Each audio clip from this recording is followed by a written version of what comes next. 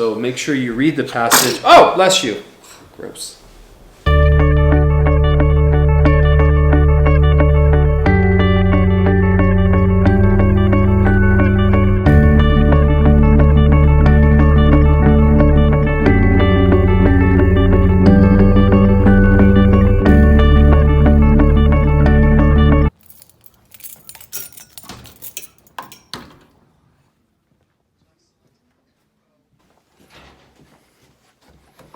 Just doing some journey filming today. It's gonna be awesome.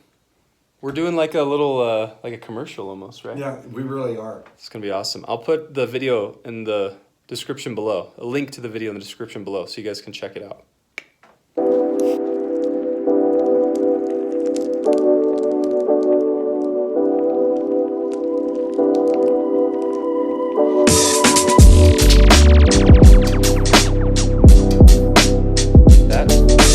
Wrap for today. That was probably the quickest video ever made.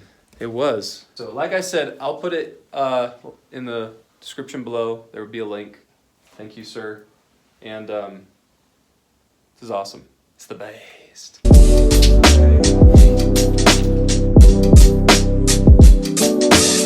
I got a vlog that is currently rendering, and I kind of wanted to wash the car today, but guys, it's looking like the weather might do that for me.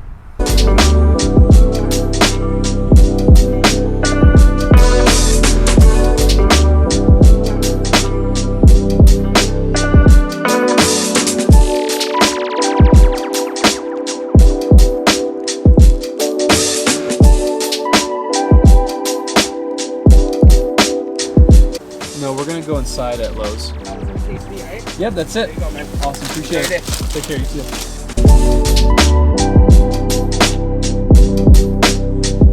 We're gonna eat at home, okay? We should. I need to get them enrolled in like a soccer program.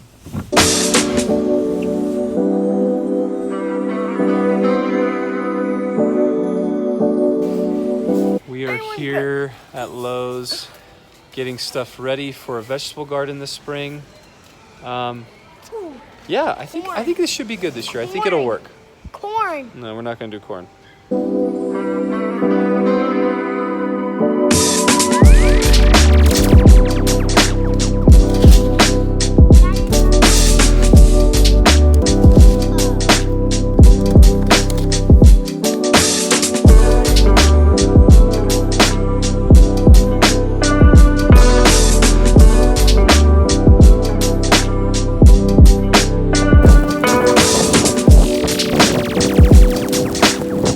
Think the rain's really coming down, huh? Should we make a run for it? Yeah. Whoa! Good job, guys. That's the only time it's ever okay to run in a parking lot. Okay?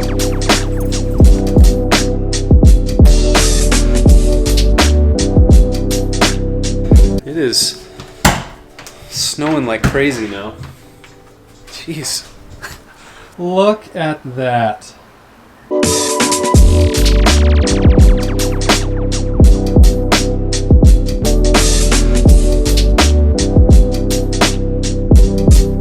We are going to start the process of growing vegetables, and vegetables in particular that we can use to make a homemade salsa. So we have tomatoes, we have onion, I got like a garlic chive. I'd like to get an actual garlic, you know, like the bulb part of the garlic. We got some peppers. I don't know what kind of peppers we got. What else did we get? Got some cilantro, and that watermelon. oh yeah, we got some watermelon, but that we won't put that in salsa. That might actually be pretty good in a salsa. If there are any other ingredients you can think of that should go in our salsa recipe, let me know. That of vegetables that can be grown in Colorado.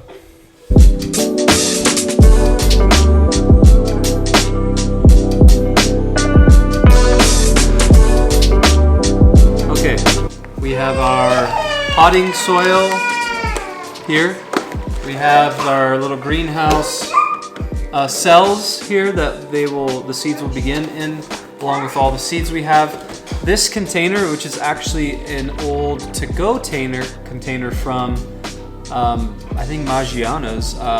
We're actually going to plant the cilantro in here and leave it in the house, and it's an herb. It's herby. Let's do this.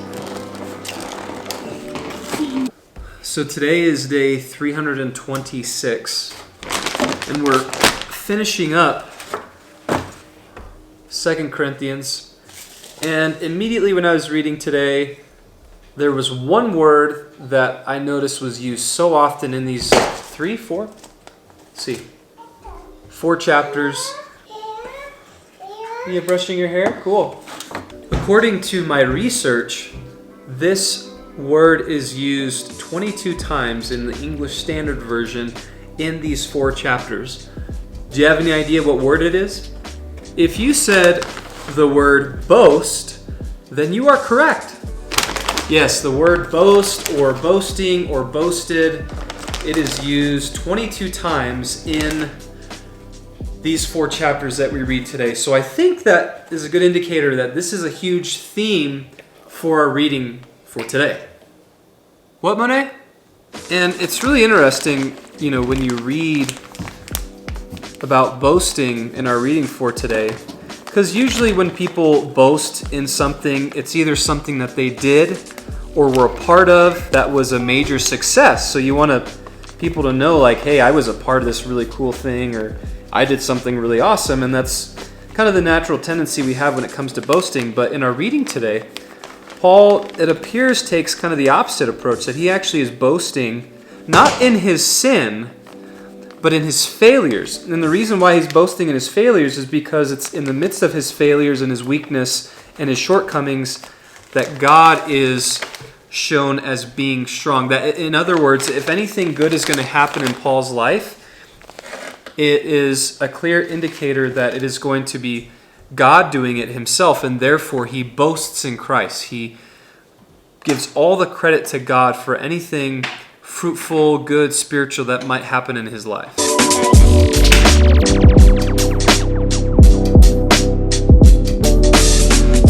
I imagine few of us would be hard-pressed to boast in our shortcomings. But once again, the reason why Paul does that is because it's an incredible moment for God to show himself strong in Paul's life. That is really the life of the believer. We are meant to show God's glory. We are meant to show God's incredible awesomeness, and anything that would get in the way, aka us ourselves, needs to get out of the way so that God can show himself great and majestic in our life. There's so much more, so often in our readings, as there is much more than what I say. So make sure you read the passage. Oh, bless you. Gross. But I think that's really the gist of today